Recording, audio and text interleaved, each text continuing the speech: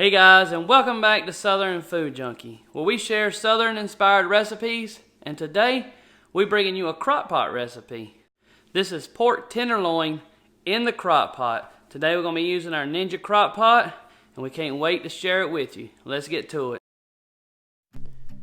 So for this recipe, we're going to use 1.5 tablespoons of seasoning salt, 1 tablespoon of Italian seasoning, 1 teaspoon of garlic powder, and 1/2 teaspoon of black pepper.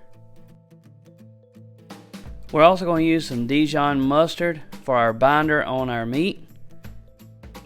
And we're going to use 1 cup of apple juice for some liquid inside of our crock pot.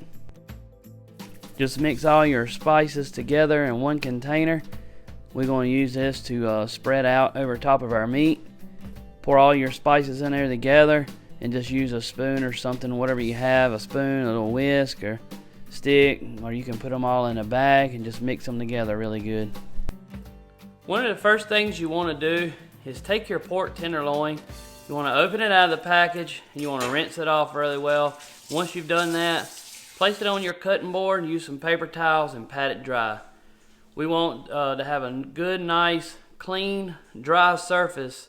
So after you've washed and dried your pork tenderloin, the next thing you want to do is remove the silver skin. Silver skin is a tough connective tissue that's on the outer layer of the pork tenderloin. We're going to use this Dijon mustard to apply to the outer surface of our pork tenderloin to act as a binder. So let's get to that. Take your Dijon mustard and apply it liberally to both of the pork tenderloins.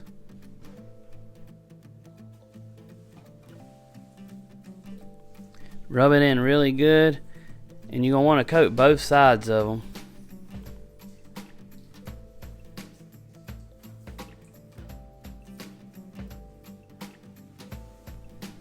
Once you flip it over, you can reapply some more on the other side.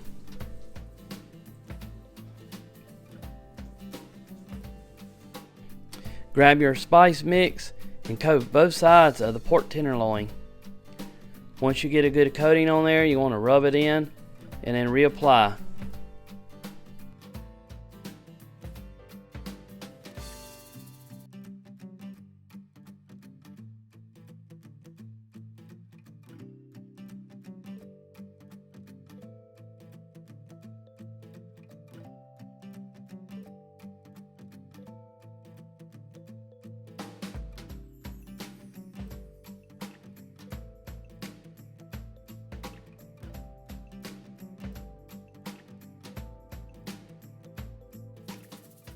We want to get our crock pot set and ready to go.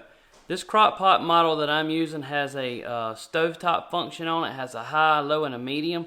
We're going to set ours on high. If you do not have that type of crock pot, if you just have a regular crock pot, what you're going to do is you're going to take your frying pan and get that preheating on the stove.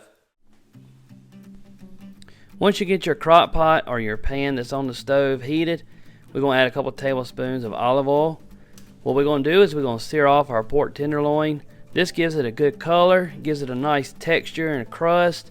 It also helps hold in the moisture of the meat.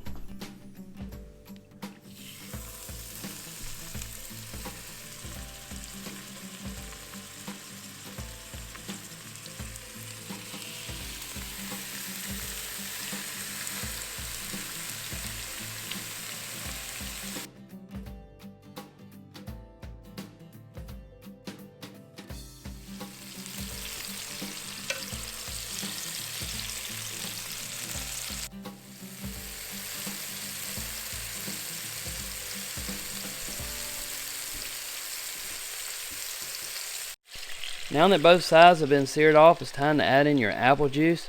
This gives it a little bit of sweetness and it helps keep the moisture in there.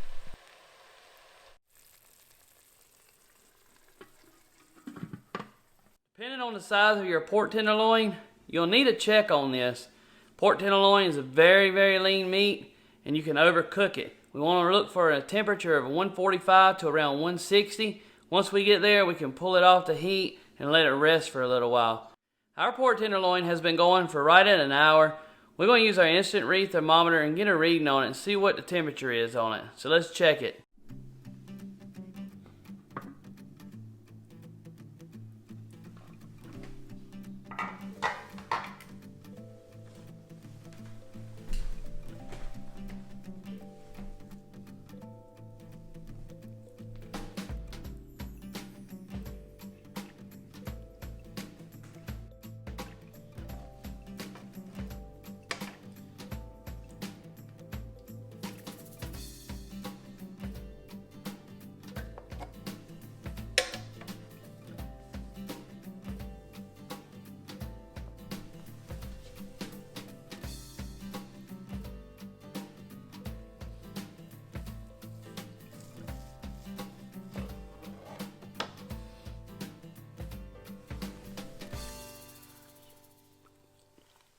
Mmm.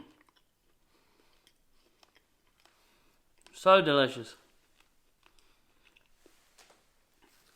The combination of that Italian seasoning and the Dijon mustard, it's got that white wine sauce and that Dijon mustard. And that seasoning salt, seasoned perfect. It's cooked to perfection. You gotta try this out.